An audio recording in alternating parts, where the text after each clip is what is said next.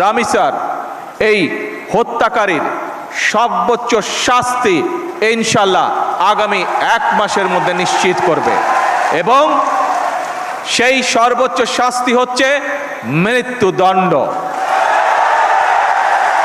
ঢাকার মিরপুরে একটি নিষ্পাপ মেয়ের নির্মম মৃত্যুর মাধ্যমে মানুষের মানবিক মূল্যবোধের চূড়ান্ত অবক্ষয়ের চূড়ান্ত প্রমাণ মিলেছে। শিশু নির্যাতন বা নারী নির্যাতন বর্তমান সরকার কোনোভাবেই মেনে নিবে না।